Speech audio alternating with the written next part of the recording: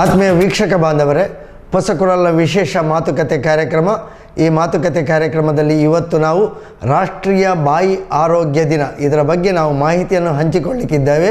ಈ ಮಾಹಿತಿಯನ್ನು ನಮಗಾಗಿ ಒದಗಿಸಿಕೊಡಲಿಕ್ಕಿದ್ದಾರೆ ಡಾಕ್ಟರ್ ಮುರಳಿ ಮೋಹನ್ ಚೂಂತಾರು, ಖ್ಯಾತ ವೈದ್ಯರಾಗಿ, ದಂತವೈದ್ಯರಾಗಿ, ಬರಹಗಾರರಾಗಿ, ವಾಗ್ಮಿಯಾಗಿ ನಮ್ಮ ಹೊಸಕುರಲ್ ಕಾರ್ಯಕ್ರಮದೊಂದಿಗೆ ನಿರಂತರವಾಗಿ ಮಾಹಿತಿಯನ್ನು ಹಂಚಿಕೊಳ್ತಾ ಇದ್ದಾರೆ. ಅವರಿಗೆ ಸ್ವಾಗತ ಎಲ್ಲರ ಪರವಾಗಿ.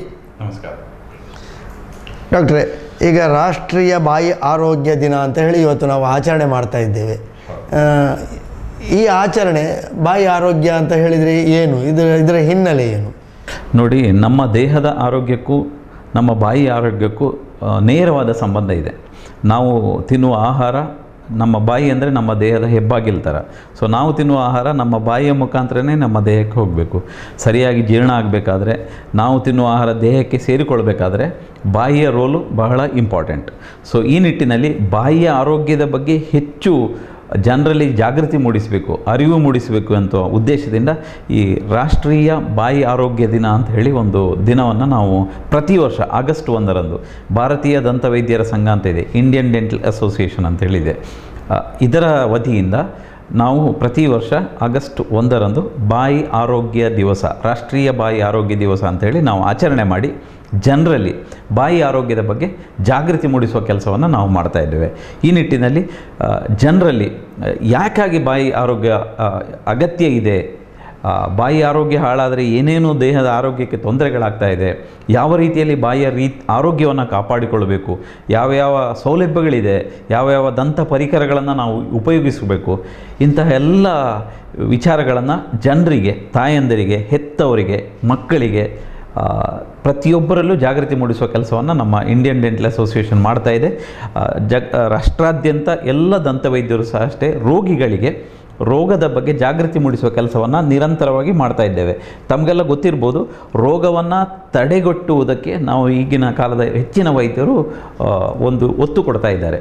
ರೋಗ prevention is better then cure ಅನ್ನೋ ಒಂದು ಮಾತನ್ನು ನಾವೀಗ, ರೋಗ ಬಂದ ಮೇಲೆ ರೋಗವನ್ನು ಕ್ಯೂರ್ ಮಾಡಲೇಬೇಕು, ರೋಗ ಬರದಂತೆ ತಡೆಗಟ್ಟುವ ಪ್ರಕ್ರಿಯೆಗೆ ಹೆಚ್ಚು ಒತ್ತು ಕೊಡುವ ನಿಟ್ಟಿನಲ್ಲಿ ಈ ದಿನಕ್ಕೆ ಭಾಳಷ್ಟು ಪ್ರಾಮುಖ್ಯತೆ ಪಡೆದಿದೆ ಅಂತ ಹೇಳಲಿಕ್ಕೆ ನಾನು ಇಚ್ಛೆ ಪಡ್ತೇನೆ. ಈಗ ಬಾಯಿಯಿಂದ ನಾವು ಆಹಾರ ಸೇವನೆ ಮಾಡುವುದು, ಬಾಯಿ ನಮ್ಮ ಹೆಬ್ಬಾಗಿಲು ಅಂತ ಹೇಳಿಕೊಂಡು ನೀವು ಹೇಳಿದಿರಿ. ಬಾಯಿ ಹೆಬ್ಬಾಗಿಲು ಅಂತ ಹೇಳುವಾಗ ಬಾಯಿಯಿಂದ ದೇಹಕ್ಕೆ ಆಹಾರ ಸೇವನೆ ಮಾಡುವುದಕ್ಕೂ ಆರೋಗ್ಯಕ್ಕೂ ಏನು ಸಂಬಂಧ? ಅಂದರೆ ಈಗ ಬಾಯಿಯ ಆರೋಗ್ಯಕ್ಕೂ ದೇಹದ ಆರೋಗ್ಯಕ್ಕೂ ಏನು ಸಂಬಂಧ, ನೇರ ಸಂಬಂಧ ಏನಾದರೂ ಇದೆಯಾ? ಖಂಡಿತವಾಗಿದೆ, ನೇರ ಸಂಬಂಧ ಇದೆ. ಯಾಕೆಂತ ಹೇಳಿದರೆ, ನಾವು ತಿನ್ನುವ ಆಹಾರ ಸರಿಯಾಗಿ ಪಚನ ಆಗಬೇಕು, ದೇಹಕ್ಕೆ ಸೇರಿಕೊಳ್ಬೇಕು, ಜೀರ್ಣ ಆಗಬೇಕು ಅಂತ ಹೇಳಿದರೆ ನಮಗೆ ಸದೃಢವಾದಂತಹ ಸುಂದರವಾದ ಹಲ್ಲುಗಳು ಇರಬೇಕು, ಗಟ್ಟಿಯಾದ ಹಲ್ಲುಗಳು ಇರಬೇಕು. ಸೊ ಬಾಯಿನಲ್ಲಿ ಹಲ್ಲಿಲ್ಲ, ಬಾಯಿನಲ್ಲಿ ಜಗಿಲಿಕ್ಕೆ ಆಗುವಂಥ ಗಟ್ಟಿಯಾದ ಹಲ್ಲುಗಳಿಲ್ಲ ಅಂತ ಹೇಳಿದರೆ ನಾವು ತಿನ್ನುವ ಆಹಾರವನ್ನು ನಾವು ಸರಿಯಾಗಿ ಜಗಿಲಿಕ್ಕೆ ಆಗೋದಿಲ್ಲ. ಆಹಾರವನ್ನು ನೇರವಾಗಿ ನುಂಗಿದರೆ ಜೀರ್ಣ ಆಗುವ ಸಾಧ್ಯತೆ ಕಡಿಮೆ ಇರುತ್ತೆ. ಬಾಯಿನಲ್ಲಿ ಸಲೈವ ಅಂತ ಹೇಳ್ತಾ ಇರ್ತೇವೆ, ನಾವು ಜೊಲ್ಲು ರಸ ಅಂತ ಹೇಳ್ತೇವೆ. ಸೊ ನಿರಂತರವಾಗಿ ಪ್ರತಿ ದಿನ ಸಾಧಾರಣ 2 ಲೀಟರ್ನಷ್ಟು ಜೊಲ್ಲು ರಸ ಬಾಯಿನಲ್ಲಿ ಸ್ರವಿಸಲ್ಪಡುತ್ತದೆ. ಈ ನಾವು ತಿನ್ನುವ ಆಹಾರ, ಅದರಲ್ಲಿ ಹಲವಾರು ಕಿಣ್ವಗಳಿದೆ. ಈ ಆಹಾರ ಜೀರ್ಣ ಆಗಲಿಕ್ಕೆ ಪೂರಕವಾದಂಥ ಎನ್ಸೈಮ್ಗಳು, ರಾಸಾಯನಿಕಗಳು, ಕಿಣ್ವಗಳು ಅದರಲ್ಲಿ ಇರ್ತದೆ. ಸೊ ನಾವು ತಿನ್ನುವ ಆಹಾರ ಬಾಯಿನಲ್ಲಿ ಒಂದಷ್ಟು ನಿಮಿಷಗಳ ಕಾಲ ಇರಬೇಕು. ನಾವು ಚೆನ್ನಾಗಿ ಜಗದು ಆಹಾರವನ್ನು ತುಂಡು ಮಾಡಿ ಅದರ ಜೊತೆ ಈ ನಮ್ಮ ಸಲೈವ ಏನಿದೆ, ಜೊಲ್ಲು ರಸ ಮಿಕ್ಸ್ ಆದಾಗಿ ಆಮೇಲೆ ನಮ್ಮ ಹೊಟ್ಟೆಗೆ, ಜಠರಕ್ಕಿರ್ಬೋದು, ಕರಳಿಗಿರ್ಬೋದು ಹೋದಾಗ ಜೀರ್ಣ ಪ್ರಕ್ರಿಯೆಗೆ ಬಹಳ ಸುಲಭ ಆಗ್ತಾ ಇದೆ. ಇದು ಆಗದೆ ಬಾಯಿನಲ್ಲಿ ಹಲ್ಲಿಲ್ಲ, ನಾವು ನೇರವಾಗಿ ಆಹಾರವನ್ನು ನುಂಗಿದ್ರೆ ಅಜೀರ್ಣ ಆಗುವ ಸಾಧ್ಯತೆಗಳಿದೆ. ತಿಂದ ಆಹಾರ ದೇಹಕ್ಕೆ ಹಿಡಿಬೇಕು ಅಂತ ಹೇಳಿದರೆ ನಾವು ಏನೇನು ಪೌಷ್ಟಿಕಾಂಶವಾದ ಯುಕ್ತವಾದ ಆಹಾರ, ವಿಟಮಿನ್ ಇರ್ಬೋದು, ಕಾರ್ಬೋಹೈಡ್ರೇಟ್ ಇರ್ಬೋದು, ಪ್ರೋಟೀನ್ ಇರ್ಬೋದು, ಪ್ರತಿಯೊಂದು ಲವಣಗಳು ಇರ್ಬೋದು, ನಮ್ಮ ದೇಹಕ್ಕೆ ಅತಿ ಅಗತ್ಯ. ಅದು ನಮ್ಮ ದೇಹಕ್ಕೆ ಸೇರಿಕೊಳ್ಬೇಕು, ನಮ್ಮ ರಕ್ತಕ್ಕೆ ಸೇರಿಕೊಳ್ಬೇಕಾದ್ರೆ ನಮ್ಮ ಬಾಯಿನಲ್ಲಿ ಆಹಾರ ಸರಿಯಾಗಿ ಜೀರ್ಣ ಆಗಬೇಕು. ಆಹಾರ ನಮ್ಮ ಬಾಯಿಯಲ್ಲಿ ಪಚನಗೊಂಡು ಹೊಟ್ಟೆಗೆ ಸೇರಿದರೆ ಖಂಡಿತವಾಗಿಯೂ ಈ ರೀತಿಯ ಒಂದು ಜೀರ್ಣಕ್ರಿಯೆಗೆ ಪೂರಕವಾದಂಥ ಕೆಲಸ ನಮ್ಮ ಬಾಯಿ ಮಾಡ್ತದೆ. ಆ ಕಾರಣದಿಂದಲೇ ನಮಗೆ ಒಂದು healthy mouth leads to healthy body ಅಂತ ಹೇಳಿ ಈ ವರ್ಷದ ನಮ್ಮ ಧ್ಯೇಯವಾಕ್ಯ. ಒಂದು ಸುಂದರವಾದ, ಆರೋಗ್ಯವಂತ, ದೃಢವಾದ ಹಲ್ಲುಗಳಿರುವಂಥ ಬಾಯಿಯಿಂದ ನಮ್ಮ ದೇಹದ ಆರೋಗ್ಯಕ್ಕೆ ಪೂರಕವಾದಂಥ ಒಂದು ವಾತಾವರಣ ನಿರ್ಮಿಸ್ತದೆ ಅಂತ ಹೇಳುವ ಧ್ಯೇಯವಾಕ್ಯವನ್ನು ಇಟ್ಟುಕೊಂಡು ಈ ವರ್ಷ ನಾವು ನ್ಯಾಷನಲ್ ಓರಲ್ ಹೆಲ್ತ್ ಡೇಯನ್ನು ಸೆಲೆಬ್ರೇಟ್ ಮಾಡ್ತಾ ಇದ್ದೇವೆ. ಇದರ ಜೊತೆಗೆ ಬರೀ ಒಂದು ತಿನ್ನುವುದು ಮಾತ್ರ ಅಲ್ಲ, ಮನುಷ್ಯನ ಆತ್ಮವಿಶ್ವಾಸ ಅನ್ನೋದು ಬಹಳ ಇಂಪಾರ್ಟೆಂಟ್. ಒಬ್ಬ ವ್ಯಕ್ತಿ ಸಣ್ಣ ಮಗುವಿನಿಂದ ಹಿಡಿದು ದೊಡ್ಡವನಾದರೂ ಎಷ್ಟೇ ವಯಸ್ಸಿನವರಾದರೂ ಸಹ ಬಾಯಿನಲ್ಲಿ ಒಂದು ಹಲ್ಲು ಚೆನ್ನಾಗಿದ್ದರೆ ಅವರ ಕಾನ್ಫಿಡೆನ್ಸ್ ಬೇರೆಯೇ ಇರುತ್ತೆ, ಆತ್ಮವಿಶ್ವಾಸ ಅಂತ ಹೇಳ್ತೇವೆ ನಾವು ಜನರನ್ನು ಮಾತಾಡುವಾಗ ನಮ್ಮ ಔಟ್ಲುಕ್, ಎಕ್ಸ್ಟರ್ನಲ್ ಔಟ್ಲುಕ್, ನಾವು ಅವರನ್ನು ವ್ಯವಹರಿಸುವಾಗ ನಮ್ಮ ಮಾತಿಗೆ ಪೂರಕವಾದಂಥ ನಮ್ಮ ಹಲ್ಲಿದ್ದರೆ ನಮಗೊಂಥರ ವಿಶೇಷವಾದಂಥ ಒಂದು ಕಾನ್ಫಿಡೆನ್ಸ್ ಇರುತ್ತೆ, ಆತ್ಮಸ್ಥೈರ್ಯ ಇರುತ್ತೆ. ಇಮ್ಯಾಜಿನ್ ಒಬ್ಬರಿಗೆ ಬಾಯಿನಲ್ಲಿ ಹಲ್ಲಿಲ್ಲ ಅಂದರೆ ಇನ್ನೊಬ್ಬರ ಜೊತೆ ಮಾತಾಡುವಾಗ, ಸಂವಹನ ಮಾಡುವಾಗ, ವ್ಯವಹಾರ ಮಾಡುವಾಗ ಅವರು ಮಾತಾಡಲಿಕ್ಕೆ ಸಂಕೋಚ ಪಡ್ತಾರೆ. ಅವರ ಮನಸ್ಸಲ್ಲಿ ಏನಿದೆ ಅದನ್ನು ಅಭಿವ್ಯಕ್ತ ಸ್ವಾತಂತ್ರ್ಯಕ್ಕೂ ಸಹ ಅವರಿಗೆ ಧಕ್ಕೆ ಆಗ್ತದೆ. ಅವರ ಹಲ್ಲಿಲ್ಲ ಅಂತ ಹೇಳಿದರೆ ಅವರು ಸಾಮಾನ್ಯವಾಗಿ ಪಬ್ಲಿಕ್ ಲೈಫಿಗೆ ಎದುರು ಬರೋದಿಲ್ಲ. ಸೊ ಈ ನಿಟ್ಟಿನಲ್ಲಿ ಒಬ್ಬ ವ್ಯಕ್ತಿಯ ಈ ಪಬ್ಲಿಕ್ ಇಮೇಜಿಗೆ, ಜನರ ಜೊತೆ ಸಂವಹನ ಮಾಡಲಿಕ್ಕೆ ಆ ರೀತಿ ಮಾಡಿದಾಗ ಪರ್ಸನಾಲಿಟಿ ಡೆವಲಪ್ಮೆಂಟ್ ಅಂತ ಹೇಳ್ತೇವೆ, ಆತ್ಮವಿಶ್ವಾಸವನ್ನು ಹೆಚ್ಚಿಸುವ ಕೆಲಸ ಈ ನಮ್ಮ ಹಲ್ಲುಗಳು ಮಾಡ್ತದೆ. ಸೊ ಸುಂದರವಾದಂಥ ಹಲ್ಲುಗಳು ನಮ್ಮ ಆತ್ಮವಿಶ್ವಾಸಕ್ಕೆ ಹೆಚ್ಚಿನ ಬೂಸ್ಟನ್ನು ಕೊಡ್ತದೆ, ಅದರ ಜೊತೆಗೆ ನಮ್ಮ ಜೀರ್ಣ ಪ್ರಕ್ರಿಯೆಗೂ ಹೆಚ್ಚು ಇದು ಕೊಡ್ತದೆ. ಆದ ಕಾರಣದಿಂದ ಬರೀ ದೈಹಿಕ ಆರೋಗ್ಯಕ್ಕೂ ಅಲ್ಲದೆ ಮಾನಸಿಕ ಆರೋಗ್ಯಕ್ಕೂ ನಮಗೆ ಹಲ್ಲು ಅತಿ ಅಗತ್ಯ. ಬಾಯಿಯನ್ನು ಹೆಬ್ಬಾಗಿಲಿನಲ್ಲಿ ಸುಂದರವಾದ ಹಲ್ಲುಗಳು ಇದ್ದಲ್ಲಿ ನಮ್ಮ ದೇಹದ ಆರೋಗ್ಯ ಭಾಳಷ್ಟು ಚೆನ್ನಾಗಿರ್ತದೆ ಅಂತ ಹೇಳಲಿಕ್ಕೆ ಇಚ್ಛೆ ಪಡ್ತೇನೆ. ಆ ಕಾರಣದಿಂದಲೇ ನಾವು ಇವತ್ತು ದಂತವೈದ್ಯರೆಲ್ಲ ಸೇರಿ ಜನರಲ್ಲಿ ಬಾಯಿ ಆರೋಗ್ಯದ ಬಗ್ಗೆ ಹೆಚ್ಚು ಒತ್ತು ಕೊಡಬೇಕು ಅಂತ ಹೇಳೋ ಈ ಒಂದು ಪ್ರಾಯೋಗಿಕವಾದಂಥ ಒಂದು ಆಚರಣೆಯನ್ನು ಮಾಡಿ ಜನರಿಗೆ ಜಾಗೃತಿ ಮೂಡಿಸುವ ಕೆಲಸವನ್ನು ನಿರಂತರವಾಗಿ ಮಾಡ್ತಾ ಇರ್ತೇವೆ.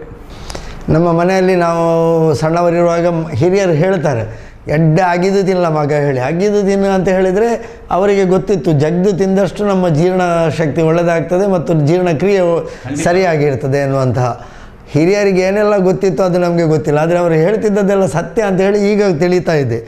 ಈಗ ಬಾಯಿಯ ಆರೋಗ್ಯ ಅಂತ ಹೇಳುವಾಗ ಸಾಧಾರಣವಾಗಿ ಸಣ್ಣ ಮಕ್ಕಳಲ್ಲಿ ಇದರ ಬಗ್ಗೆ ತೊಂದರೆಗಳು ಹೆಚ್ಚು ಕಾಣಿಸಿಕೊಳ್ತವೆ. ಅಂದರೆ ಮಕ್ಕಳು ತಿಂತಾರೆ, ತಾಯಂದಿರು ಅಥವಾ ತಂದೆಯಂದಿರಿಗಂತೂ ಮಕ್ಕಳ ಬಗ್ಗೆ ಹೆಚ್ಚು ಗಮನ ಕೊಡಲಿಕ್ಕೆ ಸಮಯ ಇರುವುದಿಲ್ಲ, ಬಾಯಿಯನ್ನು ಸರಿಯಾಗಿ ಇಟ್ಟುಕೊಳ್ಳುವುದಿಲ್ಲ, ಸರಿಯಾಗಿ ತೊಳೆದುಕೊಳ್ಳುವುದಿಲ್ಲ, ಬಾಯಲ್ಲಿ ಹುಳ ಬೀಳುವುದು, ಬಾಯಿ ಹಲ್ಲು ಹಾಳಾಗುವುದು, ಇಂಥದ್ದೆಲ್ಲ ಮಕ್ಕಳಲ್ಲಿ ಕಾಣ್ತೇವೆ ನಾವು.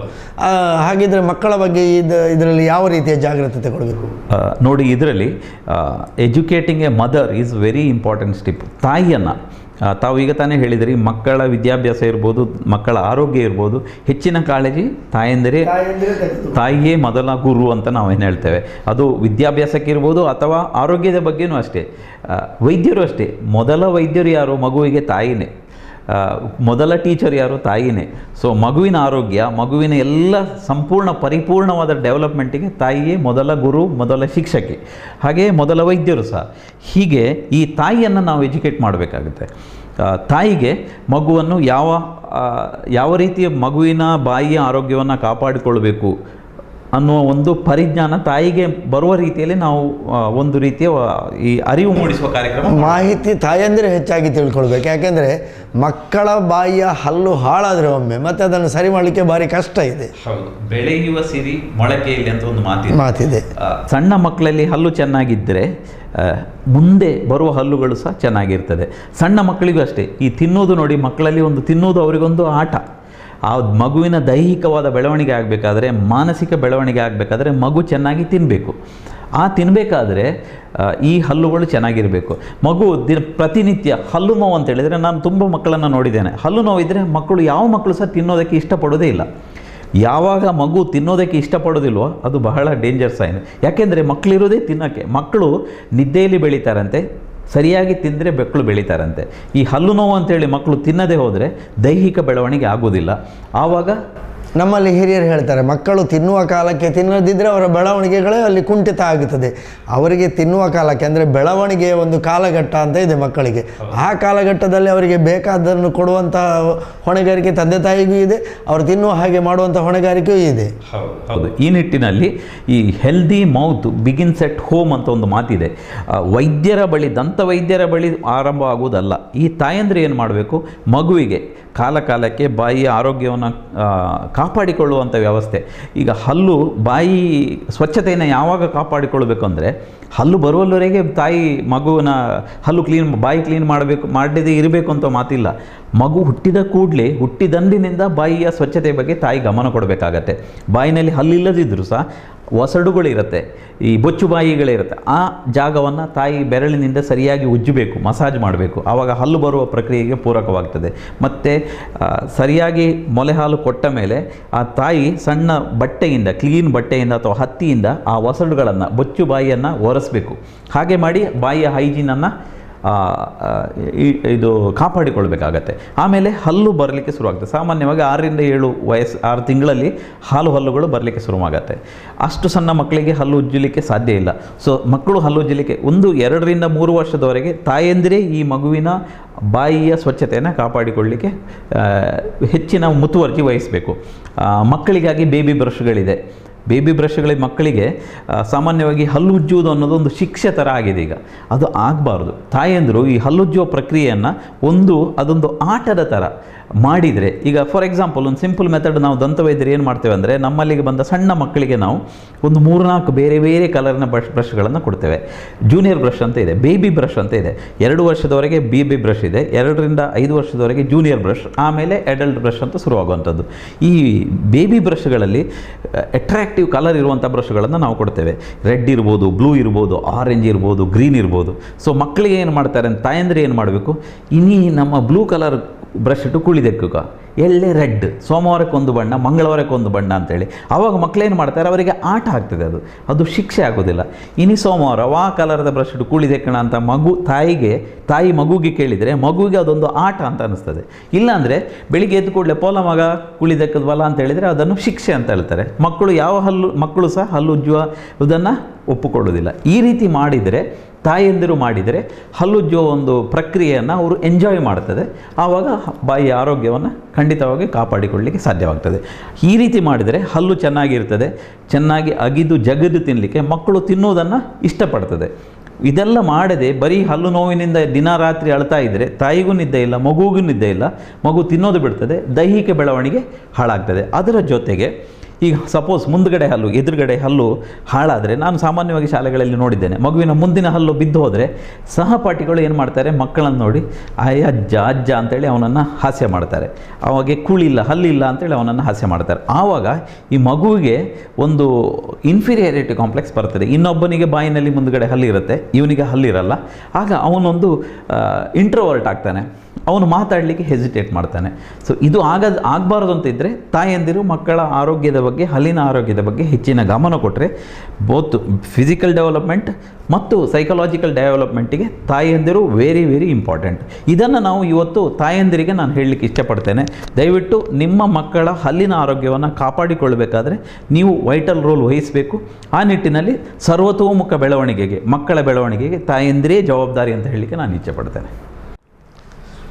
ಆತ್ಮೀಯ ವೀಕ್ಷಕ ಬಾಂಧವರೇ, ರಾಷ್ಟ್ರೀಯ ಬಾಯಿ ಆರೋಗ್ಯ ದಿನ, ಇದರ ಬಗ್ಗೆ ಬಾಯಿಯ ಆರೋಗ್ಯ ಅಂದರೆ ಏನು, ಹಲ್ಲುಗಳು ಹೇಗೆ ಸ್ವಚ್ಛವಾಗಿರಬೇಕು, ಹಲ್ಲುಗಳ ಆರೋಗ್ಯವನ್ನು ಹೇಗೆ ಕಾಪಾಡಿಕೊಳ್ಬೇಕು, ಅದರಲ್ಲೂ ವಿಶೇಷವಾಗಿ ಮಕ್ಕಳನ್ನು ಬೆಳವಣಿಗೆಯ ಸಮಯದಲ್ಲಿ ಹಲ್ಲುಗಳ ಆರೋಗ್ಯವನ್ನು ಹೇಗೆ ಕಾಪಾಡಿಕೊಳ್ಬೇಕು, ತಾಯಂದಿರು ಯಾವ ರೀತಿಯಲ್ಲಿ ಮುಂಜಾಗ್ರತೆ ವಹಿಸಬೇಕು ಎನ್ನುವ ಮಾಹಿತಿಯನ್ನು ನಮ್ಮೊಂದಿಗೆ ಹಂಚಿಕೊಳ್ತಾ ಇದ್ದಾರೆ ಡಾಕ್ಟರ್ ಮುರಳಿ ಮೋಹನ್ ಚುಂತಾರ್ರವರು. ಡಾಕ್ಟ್ರೇ, ಈಗ ಮಕ್ಕಳ ಆರೋಗ್ಯ, ಅದರಲ್ಲೂ ಹಲ್ಲು ಉಜ್ಜುವ ಬಗ್ಗೆ, ಅವರನ್ನು ಆಟ ಆಡುವ ರೀತಿಯಲ್ಲಿ ಹಲ್ಲು ಉಜ್ಜುವ ಒಂದು ಪರಿಪಾಠವನ್ನು ಅವರಿಗೆ ಅಭ್ಯಾಸ ಮಾಡಬೇಕಂತ ಹೇಳಿದ್ರಿ. ಬಗೆಯ ಬ್ರಷ್ಗಳು ಈಗ ಬರ್ತಾ ಇವೆ, ಬೇಬಿ ಬ್ರಷ್ಗಳಂತ ಹೇಳಿಕೊಂಡು, ಅದರಲ್ಲೂ ಬೇರೆ ಬೇರೆ ರೀತಿಯ ಆಕಾರಗಳಿರ್ತವೆ. ಉದಾಹರಣೆಗೆ ಬೇಬಿ ಡಾಲ್ಸ್ ಮತ್ತು ಅವರಿಗೆ ಇಷ್ಟವಾದಂತಹ ಬೇರೆ ಬೇರೆ ರೀತಿಯ ಚಿತ್ರಣಗಳು, ಇದೆಲ್ಲವನ್ನು ಬ್ರಷ್ನಲ್ಲಿ ನಾವೀಗ ಕಾಣ್ತೇವೆ.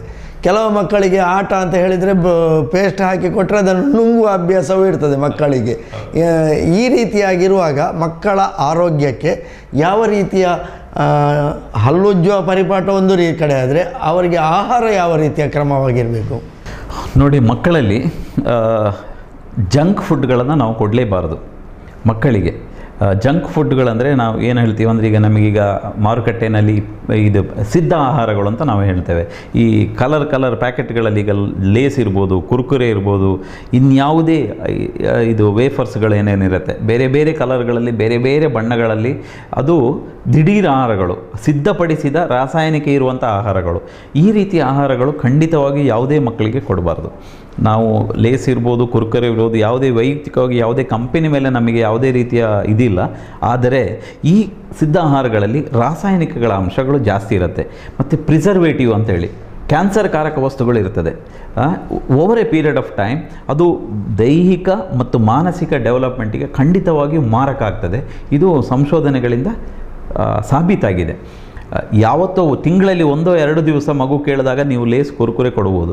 ನಾನಂತೂ ನೋಡಿದ್ದೇನೆ, ಮಕ್ಕಳು ಹತ್ತ ಕೂಡಲೇ ತಾಯಿ ಒಂದು ಲೇಸ್ ಕೊಡೋದು, ತಾಯಿ ಅವರ ಕೆಲಸದಲ್ಲಿ ಇರೋದು, ಮಕ್ಕಳು ಲೇಸ್ ತಿಂತಾ ಇರ್ತಾರೆ.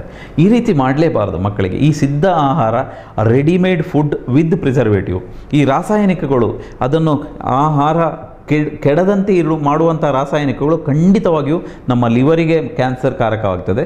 ಹಾಗೆ ನಮ್ಮ ದೇಹದ ಇಮ್ಯುನಿಟಿ ಲೆವೆಲನ್ನು, ಈಗ ಒಂದು ಮಗುವಿಗೆ ಮೊನ್ನೆ ಒಂದು ಮಗು ನಾನು ನೋಡಿದೆ, 6 ತಿಂಗಳಿಂದ ಲೇಸ್ ಕುರ್ಕುರೆನೇ ತಿಂತಾಯಿತ್ತು. ಮಗುವಿಗೆ ದಿನಂಪ್ರತಿ ಜ್ವರ ಬರೋದು. ಮತ್ತು ನೋಡಿದಾಗ ಇಮ್ಯುನಿಟಿ ಲೆವೆಲೇ ಕಡಿಮೆ ಆಗಿದೆ. ದೇಹದ ರೋಗ ನಿರೋಧಕ ಶಕ್ತಿಯನ್ನೇ ಹಾಳು ಮಾಡುವಂಥ ಈ ಒಂದು ವಿಚಿತ್ರವಾದಂಥ ಶಕ್ತಿ ಈ ಜಂಕ್ ಫುಡ್ಗಳಿಗಿದೆ. ಅದರಲ್ಲಿ ತುಂಬ ಬಣ್ಣ ಬಣ್ಣದ, ಮಕ್ಕಳಿಗೆ ಅಟ್ರಾಕ್ಟಿವ್ ಆಗಿ ಬಣ್ಣ ಬಣ್ಣದ ಕವರ್ಗಳಲ್ಲಿ ಬಣ್ಣ ಬಣ್ಣದ ಫುಡ್ಗಳು ದೊರಕ್ತದೆ. ಅದರ ಜೊತೆಗೆ ಅದರಲ್ಲಿ ಹೈಯೆಸ್ಟ್ ನಮ್ಮ ಕ್ಯಾಲರಿಗಳು ಇರ್ತದೆ, ಲವಣಾಂಶ ಇರ್ತದೆ, ಕೊಬ್ಬು ಇರ್ತದೆ, ಕರಿದ ತಿಂಡಿಗಳು ಜಾಸ್ತಿ ಇರ್ತದೆ. ಈ ರೀತಿ ಮಾಡೋದ್ರಿಂದ ಮಕ್ಕಳಲ್ಲಿ ಬೊಜ್ಜು ಬೆಳೆಯುವ ಸಾಧ್ಯತೆ ಜಾಸ್ತಿ. ಮತ್ತು ಮಕ್ಕಳು ಈಗಿನ ಕಾಲದಲ್ಲಿ ಇದನ್ನು ತಿನ್ನುವ ಮಕ್ಕಳು ನೋಡಲಿಕ್ಕೆ ತುಂಬ ದಪ್ಪಗಾಗಿರ್ತಾರೆ. ಆದರೆ ದೇಹದ ಎಲುಬಿನ ಸಾಂದ್ರತೆ ಕಡಿಮೆ ಇರ್ತದೆ, ದೇಹದ ಪೂರಕವಾದ ಬೆಳವಣಿಗೆ ಇರುವುದಿಲ್ಲ. ಅದನ್ನು ನಾನು ಕೇಳಬೇಕಂತ ಹೇಳಿದ್ದೆ. ಯಾಕೆಂತ ಹೇಳಿದರೆ ನಮಗೆ ತಿಳಿದ ಹಾಗೆ ಮಕ್ಕಳ ಎಲುಬುಗಳು ಬಹಳ ಮೆತ್ತಗಾಗಿರ್ತವೆ, ಎಲುಬಿನ ಬೆಳವಣಿಗೆಗಳು ಸಾಕಷ್ಟು ಆಗುವುದಿಲ್ಲ ಎನ್ನುವಂಥ ಮಾಹಿತಿ ಕೂಡ ಇದೆ. ಈ ರೀತಿಯ ಜಂಕ್ ಫುಡ್ಗಳನ್ನು ಯಾವತ್ತೂ ಮಕ್ಕಳಿಗೆ ತಾಯಂದಿರು ಕೊಡಬಾರ್ದು. ಒನ್ಸ್ ಇನ್ ಎ ವೈಲ್, ತಿಂಗಳಲ್ಲಿ 1-2 ಬಾರಿ ಕೊಡುವಂಥದ್ದು. ಮಕ್ಕಳಿಗೆ ಪೂರಕವಾದಂಥ ಆಹಾರಗಳೇನೆಂದರೆ ಹಸಿ ತರಕಾರಿಗಳು, ಬೇಯಿಸಿದ ತರಕಾರಿಗಳು, ಗ್ರೀನ್ ವೆಜಿಟೇಬಲ್ಸ್ಗಳು ಮತ್ತು ಕಚ್ಚಾ ಆಹಾರಗಳು, ಅದನ್ನು ಜಾಸ್ತಿ ತಿನ್ನಬೇಕು ಅನ್ನುವ ಒಂದು ಪರಿಜ್ಞಾನ ತಾಯಂದರಲ್ಲಿ ಇರಬೇಕು. ನಿಮಗೆ ಗೊತ್ತಿರ್ಬೋದು, ನಾವು ಚಿಕ್ಕವರಾಗಿದ್ದಾಗ ನೀವು ತಿಂದಿರ್ಬೋದು, ನಾವು ಕಬ್ಬು, ಗೆಡ್ಡೆ, ಗೆಣಸು, ಹಸಿ ತರಕಾರಿಗಳನ್ನೆಲ್ಲ ಜಾಸ್ತಿ ತಿಂತಾ ಇದ್ವಿ. ಈಗಿನ ಕಾಲದಲ್ಲಿ ಕಬ್ಬು ಅಂದರೆ ಏನು ಅಂತೇಳಿ ಮಕ್ಕಳಿಗೆ ಗೊತ್ತಿರಲಿಕ್ಕಿಲ್ಲ. ಹಸಿ ತರಕಾರಿ, ನಾವೆಲ್ಲ ಹಸಿ ಗೆಣಸನ್ನು ಹೇಗೆ ತಿಂತಾ ಇದ್ವಿ, ಈ ಕ್ಯಾರೆಟ್ಗಳನ್ನೆಲ್ಲ ತಿಂತಾ ಇದ್ವಿ. ಈಗಿನ ಕಾಲದಲ್ಲಿ ಮಕ್ಕಳು ಅದನ್ನೆಲ್ಲ ತಿನ್ನುವ ಪರಿಪಾಠನೇ ಇಲ್ಲ. ಏನಿದ್ರೂ ಸಿದ್ಧ ಆಹಾರಗಳನ್ನೇ ತಿನ್ನೋದು. ಈ ಮೂಲ ಆಹಾರ ಅಂತ ಏನು ಹೇಳ್ತೇವೆ, ಕಚ್ಚಾ ಆಹಾರಗಳನ್ನು ತಿಂದರೆ ಹಲ್ಲಿನ ಆರೋಗ್ಯಕ್ಕೆ ಒಳ್ಳೆಯದು. ಕಬ್ಬು ಯಾಕೆ ಒಳ್ಳೆಯದು ಅಂತ ನಾನು ಹೇಳ್ತೇನೆ. ಅದು ಸೆಲ್ಫ್ ಕ್ಲೆನ್ಸಿಂಗ್ ಆ್ಯಕ್ಷನ್ ಇದೆ. ಒಂದು ಕಬ್ಬನ್ನು ನಾವು ಜಗಿದು ತಿಂದಾಗ ಹಲ್ಲು ದೃಢವಾಗುತ್ತದೆ ಮತ್ತು ಹಲ್ಲು ಕ್ಲೀನ್ ಆಗ್ತದೆ. ಯಾಕೆಂದರೆ ಅದು ಹಲ್ಲಿನ ಫೈಬರ್ನ ಅಂಶಗಳು ಉಂಟಲ್ಲ, ಹಲ್ಲನ್ನು ಕ್ಲೀನ್ ಮಾಡ್ತದೆ. ಆದರೆ ಈಗ ಜಂಕ್ ಫುಡ್ಗಳಿಂದ, ಚಾಕೊಲೇಟ್ ಇರ್ಬೋದು ಅಥವಾ ಈ ಸಿದ್ಧ ಆಹಾರಗಳಿರ್ಬೋದು, ಅದು ತಿಂದ ಮೇಲೆ ನಮ್ಮ ಹಲ್ಲಿನ ಮೇಲೆ ಸ್ವಲ್ಪ ಸ್ವಲ್ಪ ಉಳ್ಕೊಂಡು ಬಿಡುತ್ತೆ. ಮತ್ತು ಅದರಿಂದ ಅಲ್ಲಿ ಕ್ಯಾವಿಟಿ ಆಗಲಿಕ್ಕೆ ತೊಂದರೆಗಳು ಉಂಟಾಗತ್ತೆ. ಮಕ್ಕಳು ಚಾಕ್ಲೇಟ್ ತಿನ್ನಲೇಬಾರ್ದು ಅಂತ ಪ್ರಶ್ನೆ ಇಲ್ಲ. ತಿಂದ ಮೇಲೆ ಚೆನ್ನಾಗಿ ಬಾಯಿಯನ್ನು ಕ್ಲೀನ್ ಮಾಡಬೇಕು, ಬಾಯಿ ಮುಕ್ಕಳಿಸಬೇಕು. ಇದೇನಾಗ್ತದೆ, ರಾತ್ರಿ ಮಕ್ಕಳು ಅತ್ತಾಗ ತಾಯಂದರು ಒಂದು ಚಾಕ್ಲೇಟ್ ಕೊಡುವಂಥದ್ದು, ಮಗುವನ್ನು ಮಲಗಿಸೋದು, ಮಗು ಬಾಯಿನಲ್ಲಿ ಚಾಕ್ಲೇಟ್ ಹಾಕ್ಕೊಂಡು ಮಲಗೋದು, ಬೆಳಗಾಗುವಾಗ ಕ್ಯಾವಿಟಿ ಆಗಿಬಿಡುತ್ತದೆ. ಯಾಕೆಂದರೆ ಈ ರೀತಿಯ ಚಾಕ್ಲೇಟ್ ತಿನ್ನೋದರಿಂದ ಬಾಯಿ ಕ್ಲೀನ್ ಮಾಡದಿದ್ದರೆ ಮುಂದೆ ತೊಂದರೆಗಳಾಗತ್ತೆ. ಮಕ್ಕಳಿಗೆ ಚಾಕ್ಲೇಟ್ ಕೊಡಬಾರ್ದು ಅಂತಲ್ಲ, ಖಂಡಿತವಾಗಿ ಕೊಡಿ. ಮಕ್ಕಳಲ್ಲದೆ ದೊಡ್ಡವರು ಚಾಕ್ಲೇಟ್ ತಿನ್ನೋಕ್ಕಾಗಲ್ಲ. ತಿಂದ ಮೇಲೆ ತಾಯಂದಿರ ರೆಸ್ಪಾನ್ಸಿಬಿಲಿಟಿ ಏನಂದರೆ ಆ ಮಗು ಚೆನ್ನಾಗಿ ಬಾಯಿ ಮುಕ್ಕಳಿಸಿ ಹಲ್ಲು ಉಜ್ಜಿ ಮಲಗಿದರೆ ಖಂಡಿತವಾಗಿ ಯಾವುದೇ ರೀತಿಯ ತೊಂದರೆ ಆಗೋದಿಲ್ಲ. ಮಗುವಿಗೆ ನಾವು ಅವರ ದೈಹಿಕ ಆರೋಗ್ಯಕ್ಕೆ, ಮಾನಸಿಕ ಆರೋಗ್ಯಕ್ಕೆ, ಹೆಚ್ಚಿನ ಡೆವಲಪ್ಮೆಂಟಿಗೆ ಪೂರಕವಾದಂತಹ ಮೂಲ ಆಹಾರಗಳು, ಹಸಿ ತರಕಾರಿಗಳನ್ನು ಕೊಟ್ಟರೆ ಬಹುಶಃ ಹಲ್ಲಿನ ಆರೋಗ್ಯನೂ ಚೆನ್ನಾಗಿರುತ್ತೆ, ದೇಹದ ಆರೋಗ್ಯನೂ ಚೆನ್ನಾಗಿರುತ್ತೆ. ಈಗ ಮಕ್ಕಳ ಆರೋಗ್ಯದ ರೀತಿ ಆಯಿತು, ಅವರ ಆಹಾರದ ಬಗ್ಗೆ ನಾವು ತಿಳ್ಕೊಂಡ ಹಾಗಾಯಿತು. ಇದರ ಜೊತೆಗೆ ಇನ್ನೊಂದು ಮಾತು, ಈ ಕೆಲವೊಂದು ತಾಯಂದರಲ್ಲಿ ಒಂದು ಅಭ್ಯಾಸ ಇದೆ. ಮಕ್ಕಳು ಮಲಗುವಾಗ ಇದು ಬಾಟ್ಲಲ್ಲಿ ಹಾಲು ಹಾಕಿ ಸಕ್ಕರೆ ಹಾಕಿ ಕೊಡುವಂಥ ಒಂದು ಪರಿಪಾಠವನ್ನು ತಾಯಂದರು ಮಾಡ್ತಾರೆ. ಇದು ಸಹ ತಪ್ಪು. ಯಾಕೆಂತೇಳಿದರೆ ರಾತ್ರಿ ಹೊತ್ತು ಮಲಗುವಾಗ ಬಾಟಲ್ನಲ್ಲಿ ಮಿಲ್ಕ್ ಹಾಕಿ ಅದಕ್ಕೆ ಶುಗರ್ ಹಾಕಿ ಕೊಟ್ಟರೆ ರಾತ್ರಿ ಬಾಯಿನಲ್ಲಿ ಇಟ್ಕೊಂಡು ಮಲಗ್ತಾರೆ. ಅದರಲ್ಲಿರುವಂಥ ಶುಗರ್ ಅಂಶ, ಕಾರ್ಬೋಹೈಡ್ರೇಟ್ ಅಂಶ ಏನಿದೆ, ಅದು ನಿಧಾನವಾಗಿ ನಮ್ಮ ಹಲ್ಲಿನ ಮೇಲೆ ಆ್ಯಕ್ಷನ್ ಮಾಡಿ ಹಲ್ಲು ಕೇರೀಸ್ ಆಗುವಂಥ ಸಾಧ್ಯತೆ ಇದೆ, ದಂತಕ್ಷಯ ಆಗುವ ಸಾಧ್ಯತೆ ಇದೆ. ಇದಕ್ಕೆ ಬೇಬಿ ಬಾಟಲ್ ಕೇರೀಸ್ ಅಂತ ಹೇಳ್ತೇವೆ. ಬೇಬಿ ಬಾಟಲ್ ಕೇರೀಸ್ ಸಿಂಡ್ರೋಮ್ ಅಂತೇಳಿ. ರಾತ್ರಿ ಹೊತ್ತು ಮಲಗುವಾಗ ದಯವಿಟ್ಟು ತಾಯಂದಿರು ಮಕ್ಕಳಿಗೆ ಬಾಯಿನಲ್ಲಿ ಬಾಟಲ್ ಇಟ್ಟು ಮಲಗಿಸುವ ಪರಿಪಾಠವನ್ನು ಮಾಡಬೇಡಿ. ಹಾಗೆ ಮಾಡಿದರೆ ಖಂಡಿತವಾಗಿ ಹಲ್ಲು ಹಾಳಾಗ್ತದೆ. ಏನಿದ್ರೂ ಸಹ ಮಲಗುವ ಮೊದಲು ಹಲ್ಲನ್ನು ಶುಚಿಗೊಳಿಸಿ ಮಕ್ಕಳಿಗೆ ಮಲಗಿಸುವಂಥ ಒಂದು ಪರಿಪಾಠವನ್ನು ತಾಯಂದಿರು ಮಾಡಿಕೊಳ್ಬೇಕು. ಮಕ್ಕಳ ಹಲ್ಲಿನ ಆರೋಗ್ಯ, ಮಕ್ಕಳ ಬಾಯಿಯ ಆರೋಗ್ಯ, ಇದರಿಂದಾಗಿ ದೇಹದ ಮೇಲೆ ಯಾವ ರೀತಿ ಪರಿಣಾಮ ಬೀರ್ತದೆ ಅಂತ ಹೇಳಿ ನೀವು ಹೇಳ್ತಾ ಇದ್ದೀರಿ. ಈಗ ಸಾಧಾರಣವಾಗಿ ದೊಡ್ಡವರಿಗೂ ಕೂಡ ಬಾಯಿಯ ಆರೋಗ್ಯ ಸರಿ ಇಲ್ಲದಿದ್ದರೆ, ಉದಾಹರಣೆಗೆ ಹಲ್ಲುಗಳು ಸರಿಯಾಗಿಲ್ಲದಿದ್ದರೆ ಅವರಿಗೆ ಹಾರ್ಟ್ ಅಟ್ಯಾಕ್ ಬರುವಂತಹ ಸಂಭವಗಳು ಜಾಸ್ತಿ ಅಂತ ಹೇಳುವುದನ್ನು ಕೇಳಿದ್ದೇವೆ. ಇದು ಯಾವ ರೀತಿಯಾಗಿರ್ತದೆ? ಖಂಡಿತವಾಗಿ ಸಹ ಪ್ರತಿ 6 ತಿಂಗಳಿಗೊಮ್ಮೆ ವಯಸ್ಕರು ದಂತವೈದ್ಯರ ಬಳಿ, ಇದು ಎಲ್ಲರೂ ಸಣ್ಣವರಿರ್ಬೋದು ದೊಡ್ಡವರಿರ್ಬೋದು ಅಡಲ್ಟ್ಸ್ ಆದರೂ ಸಹ 6 ತಿಂಗಳಿಗೊಮ್ಮೆ ದಂತವೈದ್ಯರ ಬಳಿ ಹೋಗಿ ಇದು ಪರೀಕ್ಷೆ ಮಾಡಿಸಿಕೊಳ್ಳತಕ್ಕದ್ದು. ಬಾಯಿ ಕ್ಲೀನ್ ಇಲ್ಲ ಅಂತೇಳಿ ಆದರೆ ಬಾಯಿ ಸುತ್ತ ಪಾಚಿ ಕಟ್ತದೆ, ಹಲ್ಲು ಕ್ಲೀನ್ ಮಾಡಿಲ್ಲ ಅಂದರೆ ಸಣ್ಣ ಸಣ್ಣ ಆಹಾರ ಪದರಗಳು ಸೇರಿಕೊಂಡು ಅದು ಅಲ್ಲಿ ಅದರ ಮೇಲೆ ಕ್ಯಾಲ್ಸಿಯಂ ಡೆಪಾಸಿಟ್ ಆಗಿ ಅದು ಅಲ್ಲಿ ಗಟ್ಟಿಯಾಗ್ತದೆ. ಪಾಚಿ ಕಟ್ಟಿದ ನಂತರ ಅದು ಕ್ಯಾಲಿಕ್ಲಸ್ ಅಂತ ಹೇಳ್ತೇವೆ, ದಂತ ಕಿಟ್ಟ ಅಂತ ಹೇಳ್ತೇವೆ, ಅದು ಅಲ್ಲೇ ಗಟ್ಟಿಯಾಗ್ತದೆ. ಅದರಲ್ಲಿ ಲಕ್ಷಾಂತರ ಬ್ಯಾಕ್ಟೀರಿಯಾಗಳು ಇರುತ್ತದೆ. ಒಂದು ಕವಿಗಳು ಒಂದು ವರ್ಣನೆಯಲ್ಲಿ ಹೇಳ್ತಾರೆ, ಬಾಯಿ ಅಂದರೆ ಬ್ಯಾಕ್ಟೀರಿಯಾಗಳ ಗುಂಡಿ ಅಂತೇಳಿ.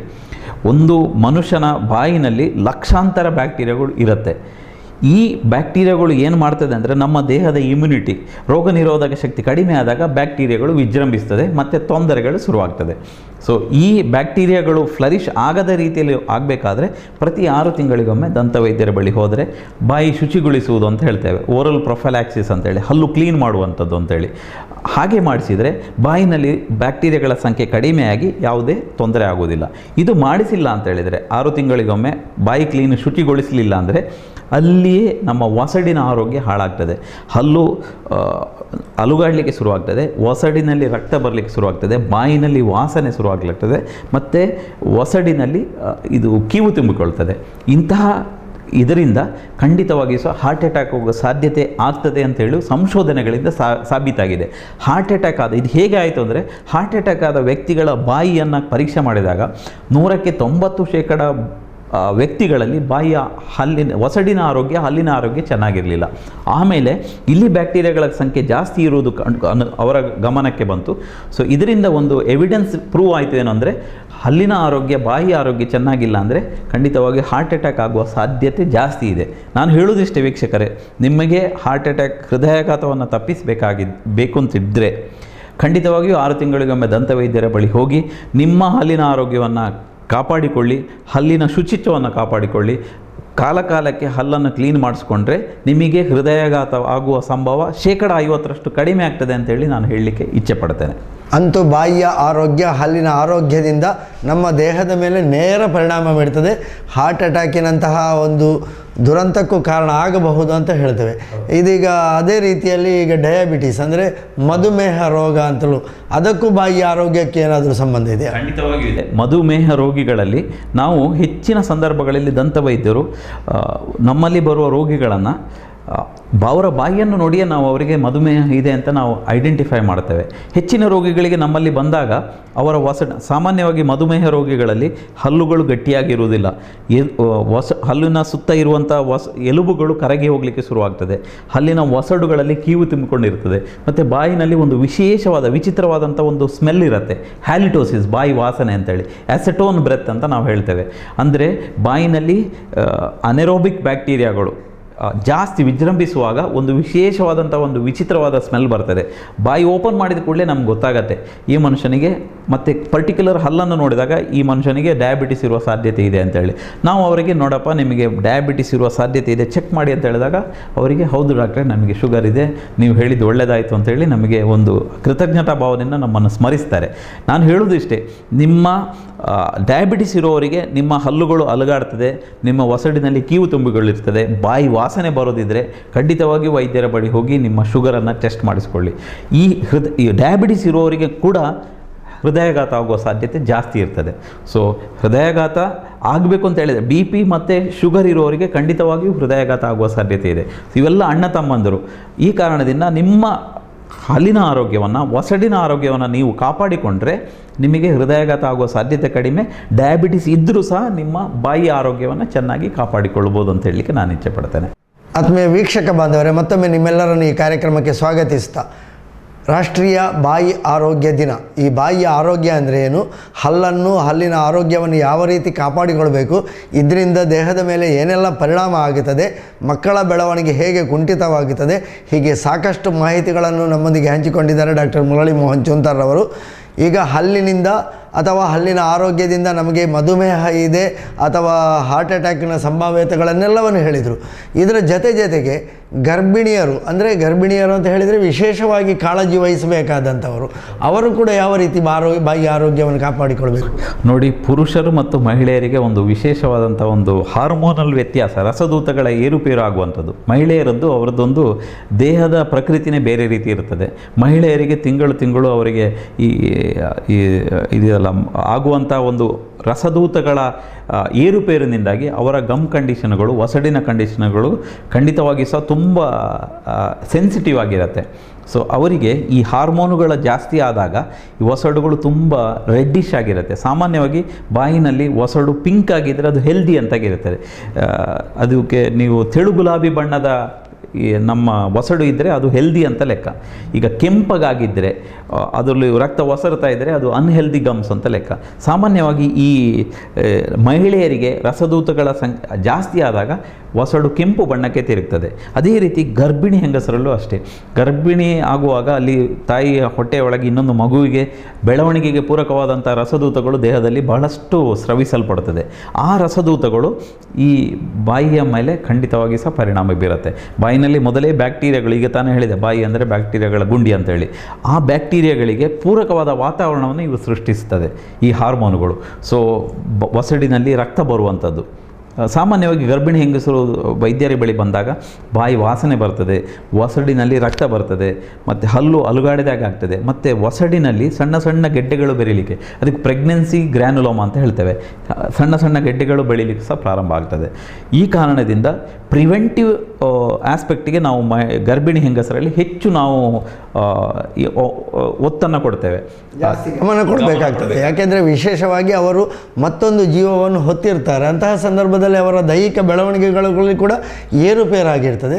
ಅದರಲ್ಲಿ ಬಾಯಿಯ ಆರೋಗ್ಯ ಬಹಳ ಮುಖ್ಯವಾಗಿರ್ತದೆ. ಈ ನಿಟ್ಟಿನಲ್ಲಿ ನಾವೇನು ಮಾಡ್ತೀವಿ ಅಂದರೆ ಅವರಿಗೆ ರೆಗ್ಯುಲರ್ ಆಗಿ ಓರಲ್ ಪ್ರೊಫಿಲಾಕ್ಸ್, ಹಲ್ಲು ಕ್ಲೀನ್ ಮಾಡುವಂಥದ್ದು, ಅವರಿಗಾಗಿ ವಿಶೇಷವಾದಂಥ ಮೌತ್ ವಾಶ್ಗಳಿದೆ, ಅದನ್ನು ಕೊಟ್ಟು ಬಾಯಿಯಲ್ಲಿ ಬ್ಯಾಕ್ಟೀರಿಯಾಗಳ ಸಂಖ್ಯೆಯನ್ನು ಕಡಿಮೆ ಮಾಡ್ತೇವೆ. ಮತ್ತು ಅವರಿಗೆ ವಿಶೇಷವಾದಂಥ ಈ ಒಸಡಿನಲ್ಲಿ ರಕ್ತ ಬರುವಾಗ ರಕ್ತ ಬರದ ರೀತಿಯಲ್ಲಿ ಇರುವಂತಹ ಕೆಲವೊಂದು ದಂತಚೂರ್ಣಗಳು, ಟೂತ್ಪೇಸ್ಟ್ಗಳಿದೆ, ಅದನ್ನು ನಾವು ಪ್ರಿಸ್ಕ್ರೈಬ್ ಮಾಡ್ತೇವೆ. ಒಟ್ಟಿನಲ್ಲಿ ಬಾಯಿಯ ಆರೋಗ್ಯವನ್ನು ಹೆಚ್ಚಿಸುವಂಥ ಎಲ್ಲ ಮೆಡಿಸಿನ್ಗಳನ್ನು, ಔಷಧಿಗಳನ್ನು ನೀಡಿ ನಾವು ಹಲ್ಲಿನ ಆರೋಗ್ಯವನ್ನು ಕಾಪಾಡಲಿಕ್ಕೆ ಹೆಚ್ಚು ಮುತುವರ್ಜಿ ವಹಿಸ್ತೇವೆ. ಇನ್ನೊಂದು ವಿಷಯ ಏನಂದರೆ, ಬಾಯಿಯ ಆರೋಗ್ಯ ಚೆನ್ನಾಗಿಲ್ಲದ ಗರ್ಭಿಣಿ ಹೆಂಗಸರಲ್ಲಿ ಹುಟ್ಟುವ ಮಕ್ಕಳು ಸಹ ಹೆಲ್ದಿಯಾಗಿ ಇರುವುದಿಲ್ಲ ಅಂತೇಳಿ ಸಂಶೋಧನೆಗಳಿಂದ ಸಾಬೀತಾಗಿದೆ. ಈ ಕಾರಣದಿಂದ ಗರ್ಭಿಣಿ ಹೆಂಗಸರು ಹೆಚ್ಚಿನ ಮುತುವರ್ಜಿ ವಹಿಸಿ ಬಾಯಿ ಆರೋಗ್ಯವನ್ನು ಕಾಪಾಡಿಕೊಂಡಲ್ಲಿ, ಬಾಯಿ ಆರೋಗ್ಯ ಕಾಪಾಡಿಕೊಂಡಿಲ್ಲ ಅಂದರೆ ಬ್ಯಾಕ್ಟೀರಿಯಾಗಳ ಸಂಖ್ಯೆ ವೃದ್ಧಿಸ್ತದೆ.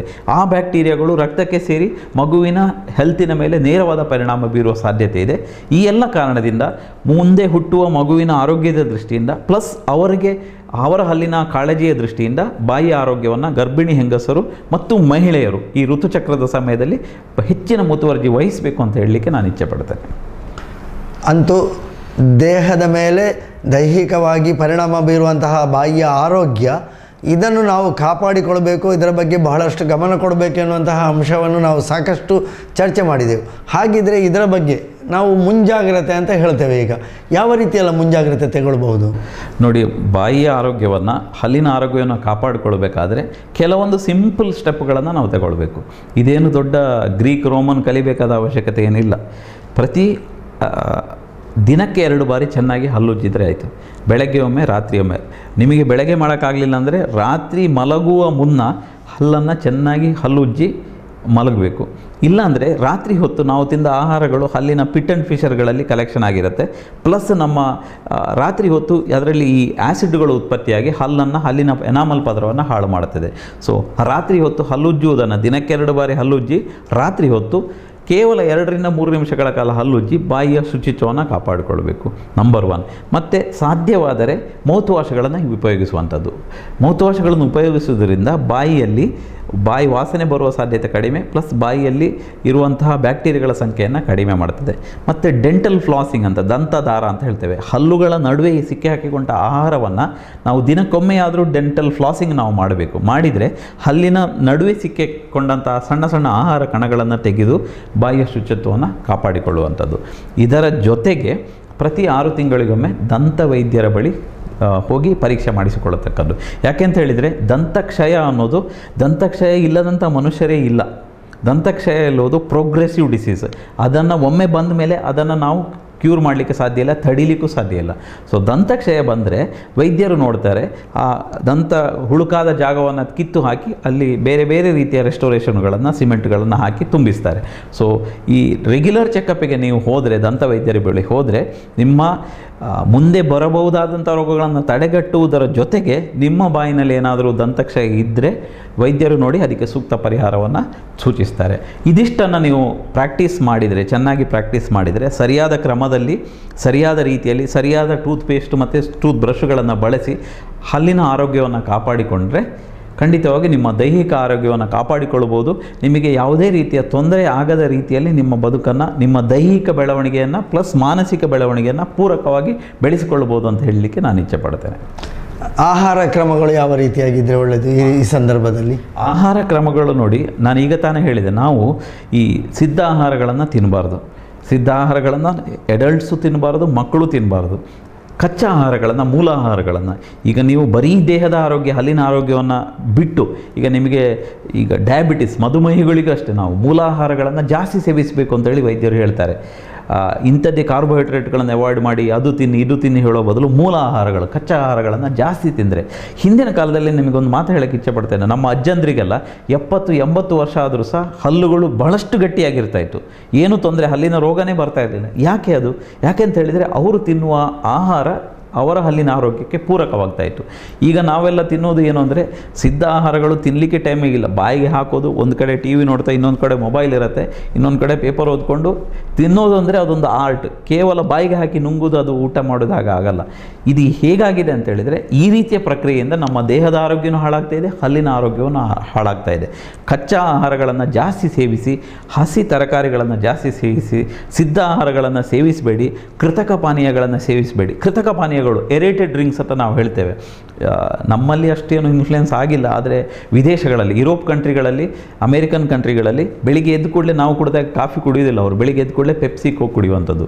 ಈ ಪೆಪ್ಸಿ ಕೋಕುಗಳಲ್ಲಿ ಎರೇಟೆಡ್ ಡ್ರಿಂಕ್ಸ್, ಕಾರ್ಬೋನೇಟೆಡ್ ಡ್ರಿಂಕ್ಸ್ ಅಂತ ಏನು ಹೇಳ್ತೀವಿ, ಅದರಲ್ಲಿ ಎಸಿಡಿಟಿ ಕಂಟೆಂಟ್ ಜಾಸ್ತಿ ಇರುತ್ತೆ. ಅದು ತೆಗೊಂಡು ಕೂಡಲೇ ನಮ್ಮ ಹಲ್ಲಿನ ಎನಾಮಲ್ ಪದರ, ಒಮ್ಮೆ ಹಲ್ಲಿನ ಎನಾಮಲ್ ಪದರ ಹಾಳಾದರೆ ಪುನಃ ಅದು ರೀಜನರೇಷನ್ ಆಗೋದೇ ಇಲ್ಲ. ಈ ಆ್ಯಸಿಡ್ ಜಾಸ್ತಿ ಇರುವಂಥ, pH ಕಡಿಮೆ ಇರುವಂಥ, ಆಮ್ಲೀಯತೆ ಜಾಸ್ತಿ ಇರುವಂಥ, ಆಮ್ಲೀಯತೆ ಕಡಿಮೆ ಇರುವಂಥ ಈ ಪೇಯಗಳನ್ನು ಕುಡಿದ್ರೆ, ಸಿದ್ಧ ಪೇಯಗಳನ್ನು ಕುಡಿದ್ರೆ ಹಲ್ಲಿನ ಸ್ಟ್ರಕ್ಚರ್ ಹಾಳಾಗುತ್ತೆ, ಹಲ್ಲು ಪರ್ಮನೆಂಟಾಗಿ ಡ್ಯಾಮೇಜ್ ಆಗುತ್ತೆ. ಅದರ ಬದಲಾಗಿ ನಾವು ನೈಸರ್ಗಿಕ ಆಹಾರಗಳ ಪೇಯಗಳಾದಂಥ ಏನು ಮಜ್ಜಿಗೆ ಇರ್ಬೋದು, ಏನು ನೀರು ಇರ್ಬೋದು, ಎಳನೀರು ಇರ್ಬೋದು, ಹಣ್ಣಿನ ಜ್ಯೂಸ್ ಇರ್ಬೋದು, ಲಿಂಬೆ ಶರಬತ್ತುಗಳು, ಇದೆಲ್ಲವೂ ನಮ್ಮ ದೇಹದ ಆರೋಗ್ಯಕ್ಕೆ ಪೂರಕ, ಹಲ್ಲಿನ ಆರೋಗ್ಯಕ್ಕೂ ಪೂರಕ. ಆರ್ಟಿಫಿಷಿಯಲ್ ಕೃತಕ ಪಾನೀಯಗಳನ್ನು ಸೇವಿಸಬೇಡಿ, ಸಿದ್ಧ ಆಹಾರಗಳನ್ನು ಸೇವಿಸಬೇಡಿ, ನೈಸರ್ಗಿಕವಾದಂಥ ಆಹಾರಗಳನ್ನು, ಪೇಯಗಳನ್ನು ಜಾಸ್ತಿ ಸೇವಿಸಿ. ನಿಮ್ಮ ದೇಹದ ಆರೋಗ್ಯನೂ ಚೆನ್ನಾಗಿರುತ್ತೆ, ನಿಮ್ಮ ಹಲ್ಲಿನ ಆರೋಗ್ಯವನ್ನು ಕಾಪಾಡಿಕೊಳ್ಬೋದು, 100 ವರ್ಷ ನೀವು ಶತಾಯುಷಿಗಳಾಗಿ ಬದುಕಬಹುದು ಅಂತ ಹೇಳಿ ಈ ರಾಷ್ಟ್ರೀಯ ಬಾಯಿ ಆರೋಗ್ಯ ದಿನದಂದು ನಾನು ನಿಮಗೆಲ್ಲ ಹೇಳಲಿಕ್ಕೆ ಇಚ್ಛೆ ಪಡ್ತೇನೆ. ಆತ್ಮೀಯ ವೀಕ್ಷಕ ಬಾಂಧವರೇ, ರಾಷ್ಟ್ರೀಯ ಬಾಯಿ ಆರೋಗ್ಯ ದಿನ ಈ ಒಂದು ದಿವಸದಲ್ಲಿ ಬಹಳ ಉತ್ತಮವಾದಂತಹ ಒಂದು ಮಾಹಿತಿಯನ್ನು ನಮ್ಮೊಂದಿಗೆ ಹಂಚಿಕೊಂಡಿದ್ದಾರೆ ಡಾಕ್ಟರ್ ಮುರಳಿ ಮೋಹನ್ ಚೂಂತಾರ್ರವರು. ಯಾವ ರೀತಿಯಲ್ಲಿ ಬಾಯಿ ನಮ್ಮ ದೇಹದ ಹೆಬ್ಬಾಗಿಲು ಅಂತ ಹೇಳಿಕೊಂಡು ಅವರು ಆರಂಭಿಸಿಕೊಂಡು ಬಾಯಿಯ ಆರೋಗ್ಯ, ಹಲ್ಲಿನ ಆರೋಗ್ಯದಿಂದ ನಮ್ಮ ಸಮಗ್ರ ದೇಹದ ಆರೋಗ್ಯವನ್ನು ಕಾಪಾಡಿಕೊಳ್ಬಹುದು. ಆ ರೀತಿಯಾಗಿ ನಮ್ಮ ಹಿಂದಿನ ಕಾಲದಲ್ಲಿ ನಮ್ಮ ಅಜ್ಜ ಅಜ್ಜಿಯಂದಿರು ಯಾವ ರೀತಿಯಾಗಿ 90-98 ಆದರೂ 100 ಆದರೂ ಕೂಡ ಅವರ ಹಲ್ಲುಗಳು ಗಟ್ಟಿಯಾಗಿರ್ತಾ ಇದ್ದವು ಎನ್ನುವುದನ್ನು ನಾವು ನಮ್ಮ ಬದುಕಿನಲ್ಲಿ ಕಂಡವರಿದ್ದೇವೆ. ಅಂತಹ ಹಲ್ಲುಗಳ ಸ್ವಚ್ಛತೆ ನಮ್ಮ ಬದುಕಿನಲ್ಲಿ ಆಗುವಂತಹ ಸುಲಭ ಮಾರ್ಗವನ್ನು ಅವರು ಹೇಳಿಕೊಂಡಿದ್ದಾರೆ. ದಿನಕ್ಕೆ 2 ಬಾರಿ ಹಲ್ಲುಜ್ಜುವುದು, ಮೌತ್ ವಾಶಿನಿಂದ ಬಾಯಿ ಮುಕ್ಕಳಿಸಿಕೊಳ್ಳುವುದು, ರಾತ್ರಿ ಮಲಗುವ ಮುನ್ನ ನಾವು ಆದಷ್ಟು ಜಾಗ್ರತೆಯಾಗಿ ನಮ್ಮ ಈ ಒಂದು ದೈನಂದಿನ ಚಟುವಟಿಕೆಗಳನ್ನು ನಡೆಸಿಕೊಂಡು ಬಂದರೆ ನಮ್ಮ ಬಾಯಿಯ ಆರೋಗ್ಯ ಒಳ್ಳೆಯದಿರ್ತದೆ. ನಮ್ಮ ಬಾಯಿಯ ಆರೋಗ್ಯದ ಮೂಲಕವಾಗಿ ನಮ್ಮ ದೇಹ ಆರೋಗ್ಯ ಒಳ್ಳೆಯದಾಗಿರ್ತದೆ.